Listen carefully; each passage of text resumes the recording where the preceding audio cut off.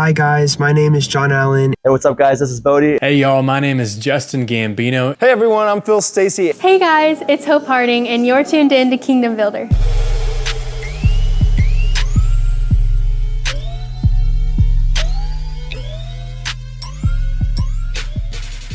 Hey everyone, it's Mike D here with Kingdom Builder, and today I'm actually with Disciple at the start of the Winter Jam 2026 tour. We're actually on their tour bus. How's it going, guys? It's going good. We're one day in, so I feel like we're just kind of breaking this tour in. Right? I mean, Yeah. it's an early start. Day two, I think Tampa's known to having one of the first dates. I think last year we had the first date. Yes. Because I think there was a snow day I think it was Charleston you guys were at yesterday. Yes. Yeah. So I think usually it's Columbia. or Columbia. I think that's where they were last year, and they ended up having to move it. So Yeah. we got day one. Today Well, is 3 day years two. ago when we were on this tour, Tampa was our first day. It was day one. I mean, yeah. this is the day to really get everything sorted, make sure that everything's going to go the way it is. But compared to past years, have you felt anything different from this year compared to maybe what you've had in the past? Because I know you guys have done this before. It's hard to say with just one show under the belt. But we were, when it first started, we're just trying to focus on our set and trying to make sure we're doing all different songs, and that's kind of where our headspace is. We'll get to know everybody as the weeks go on and watch the other shows and kind of have a better answer to that question. But right now, we're just trying to make sure we don't mess up too bad. It's the planning stage. You're really just trying to get everything going. So is there, if there was one word to describe the crowd you had yesterday, how would that be? They were smiling. Surprised. Yeah. Surprised? Yeah. And I guess is that a good surprise or a bad surprise? Well, we kind of build some of the shock into our set on purpose to knowing that a lot of these crowds won't have known who we are before, or know what we sound like, and so we enjoy that. And then I think the goal is kind of like come out swinging and then bring them along to where by the end they are at the very least they enjoyed the show and they like what we're doing, even if they're not a fan of the actual music or the sound.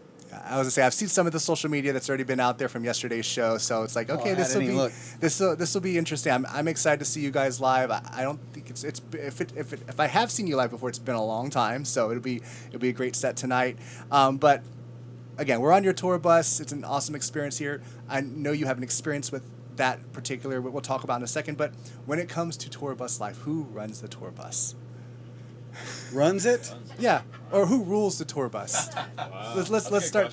Let's start with that. I don't think It's very democratic. It is very, it is a collective, for sure. I don't think, I think we all just are like, yesterday, I don't, it was you or, I can't remember who it was. I was walking up the bus, I was like, I'm gonna sweep the floor, mop the floor, whatever. I think it was you, right? Yeah. And I said, we're gonna just clean it up in here. And we walked up here, and Joey had already done it, our drummer. So, you know what I mean? Yeah. Everyone kind of, I think, takes ownership and tries to keep it a good space for everyone else. We've been, this lineup's been together for a long time, and so we kind of know how to be good roommates. And yeah, I mean, if it's like a big decision, I'd say Kevin's definitely like the one who will be the deciding voice in whatever we're doing up here. But But yeah, it's very laid back, and I think that's We have had some bus drivers redecorate the bus while we weren't around. That's happened, but like a toilet paper type redecoration, or you would be surprised. There was a toilet paper holder. There was a toilet paper holder involved in the redecoration. Yeah, but other than that, we just kind of all. Very grown up. We're all best friends and chip in together. So there's no one ruling it really. And I guess that's an awesome thing about having that, because you guys when you guys are on the road as often as you are, you want to make sure you have that cohesiveness. Otherwise, it can be pretty chaos. I'll be honest with you.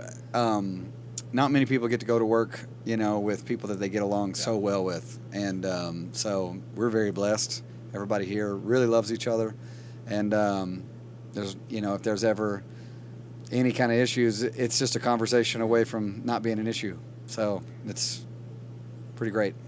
So one great thing too is that you guys have an awesome connection with fans. You have this tour bus experience that you guys offer. I know you're offering it throughout Winter Jam. Can you tell us a little bit about that? So you're getting it right now. It's just like this.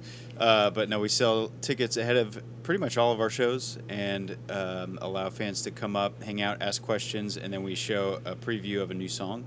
So we've got a bunch of demos that we're working on for a new album right now that are finished as far as demos go. So we have them at a place where we can show people, and if they're fans, that's exciting. And then we're also doing an acoustic song performance up here.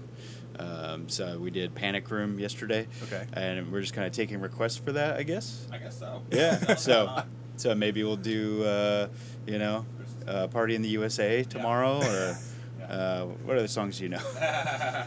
Just that one. It's my favorite song that I've written. So, with the dynamic, of course, you spend time on the bus. Sometimes you spend a lot of hours on the bus because, of course, you're traveling. But then you have that time in stage as well. What's harder, the stage life or the bus life?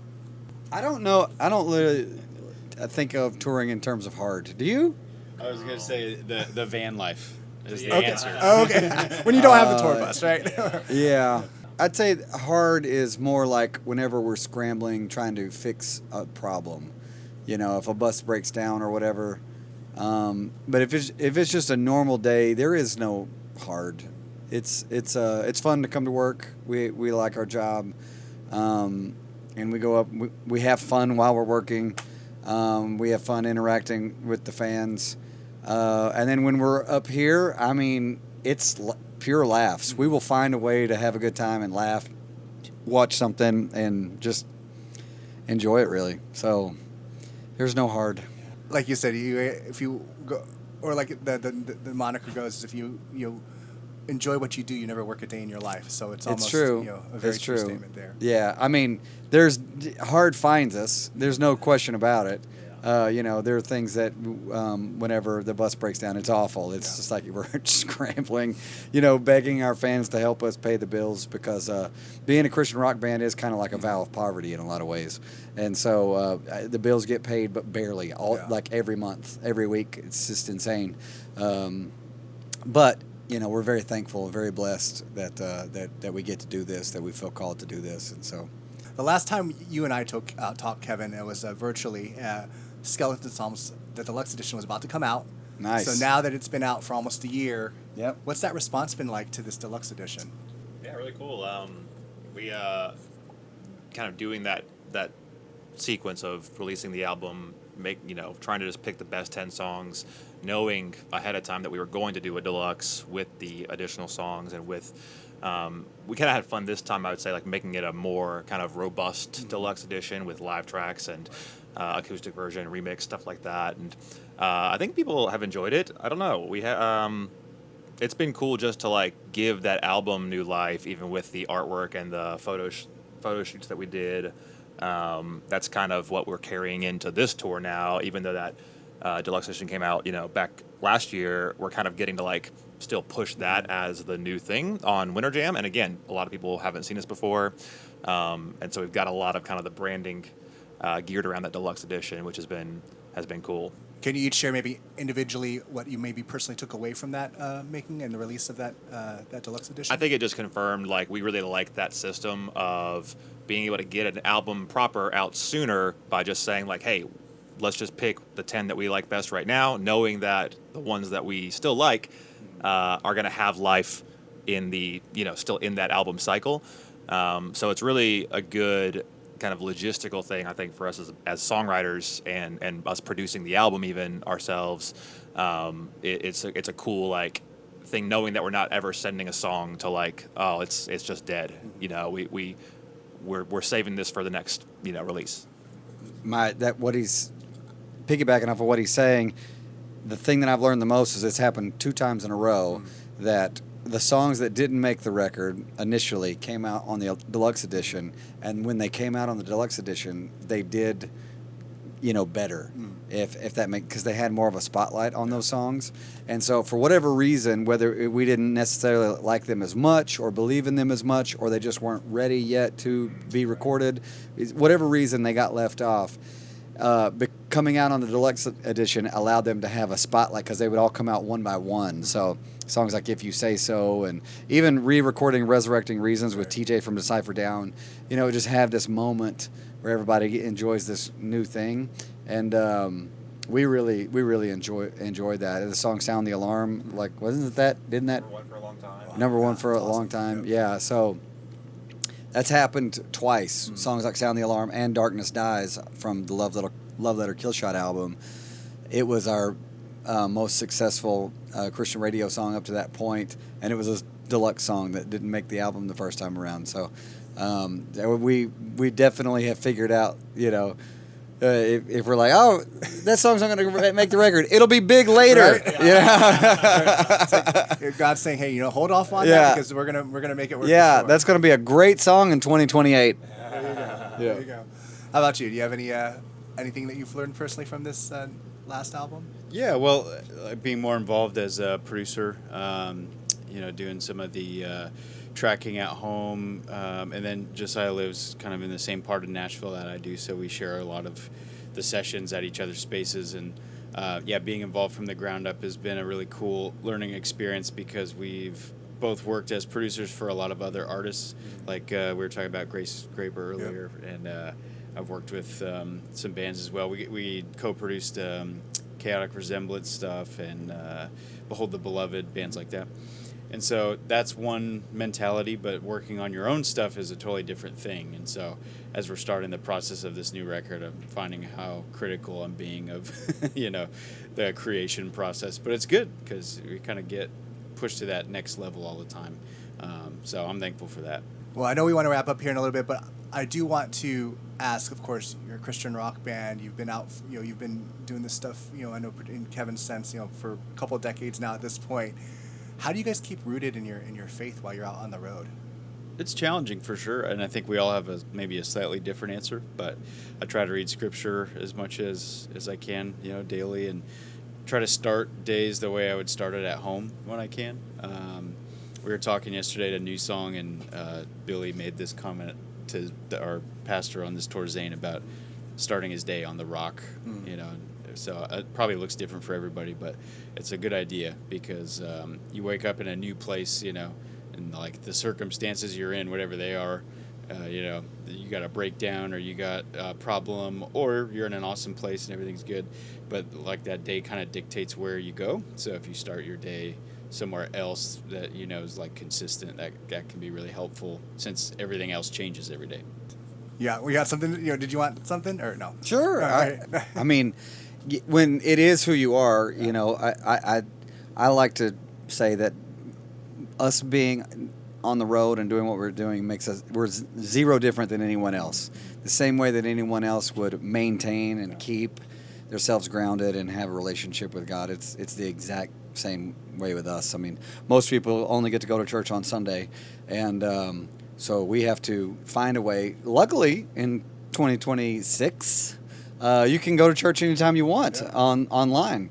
And so we do go to church online on Sundays. He watches his church. I'll watch mine. Everybody, watches theirs. And so that's no different than anybody else, so to speak, even though we're absent from the actual building. But as far as the Monday through Saturday, it's no different than anybody else, If it's who you are, then it's who you are. And if it's important to you, then you make time. And I like the point too, like on a tour, especially with Winter Jam, when you have so many different artists are together, is that it is made a point on Sundays that you guys get together as a tour and actually have that church time, because I know that's we learned that last year when I talked with some of the artists. So before we wrap up, quick lightning round. Oh, go ahead. I will tell you something cool. I did have Bible study with my wife yesterday, there you go. And there was a really cool moment in our Bible study where Cain, God is speaking to Cain, and he says sin is crouching at the door. and wants to control you, but you must master it. And it was a very like light bulb moment for both of us, where we were talking about the word subdue, which is used in the first few chapters of Genesis a lot, like have dominion or subdue. And it was this idea of sin trying to master us, but we must master it. And it was one or the other. It's either going to be your master or you will be its master, you know. And we were talking about that. We were like, that was a light bulb moment for us. It was as in, you know, you don't have to give in. You have a choice in the matter, and it was pretty awesome. Awesome. Well, I do want to do a quick lightning round, so don't think about it too hard. Just got a few questions here to see what your thought is. So, pre-show ritual you won't skip. 4 Advil and a Monster energy drink. Neck stretching. Yeah, stretching. All right. This interview is not sponsored by the Advil company or Monster. Or Monster energy drinks, just so you know. Okay, bus playlist vibe right now. Dane They were plays listening to Nelly earlier this morning. Dane plays like hip hop and R&B stuff, and I don't think any of the rest of us really would choose that, but Yeah, I walk up and I'm like, what is this new song? And they're like, oh, it's 25 years old. I'm like, oh, okay. What's the question? The Bus vibe? playlist vibe right now. Yeah, I mean, as far as like people that play music, Well, everyone most of us, else. Yeah, most of us don't That's project our Dane. music. Dane is the one who projects the music to the rest of us. Oh, Yeah. I notoriously put on old videos of Van Halen. Okay. At a certain point in the day, most times. So, There you go. you know, All right, I'm guilty of that. Last thing that made you laugh on tour. What's the last thing that didn't? Already, yeah. What were we laughing about at breakfast? So many things. Oh, the ad, the Oh, infomercial. yeah. There was an ad for. Well, we don't have. Yeah. No, you can tell them it's There was fine. an infomercial for medicine, and it was like a you 20 can tell year old. It was prostate medicine, and medicine. giant screen. First of all, this is catering for the whole tour. Yeah, the and giant it's just screen like- showing and playing the audio from like this a- infomercial, like half-hour special about this prostate medicine. Yeah. And a doctor showing like a diagram of how the prostate works, and it was very graphic to be eating our food We're with. eating our breakfast and just could not stop our own personal comedic commentary on what was happening. Yeah, so we were just giving the DVD commentary to this, you know. Like, oh, Yeah, that was pretty funny. Wow, and you know how drug commercials are on TV. They're like, now they're dancing on the beach. It's like, oh, we could dance on the beach again. Yeah. You know, all we've needed this whole time. Do it. You know, that's all we got to do. Director's cut with Disciple. That's right. All right, last one. Best post-show food. Oof. Post-show food. is You what had you said? meatloaf last night. I did have meatloaf last night. Meatloaf's my fave. Yeah, I mean, we get pizza a lot, which is sometimes awesome, sometimes it's not. But you know, I don't know. What's my favorite post-show food? Like wing. In-N-Out Burger. Oh, In-N-Out Burger. Great answer. Yeah. Can't get that here, unfortunately. But yes, I can't disagree with that. So, well, guys, thank you so much for joining us here on Kingdom Middle. We really appreciate it. Definitely wish the best here on the rest of the Winter Jam Tour. Check them out. You can find Disciple pretty much everywhere. Disciple Rocks, right? DiscipleRocks.com? That's right. There you are. DiscipleRocks.com. All the details will be in the description there. As always, I'm Mike D. And keep Christ first in your lives, and everything else will fall into place.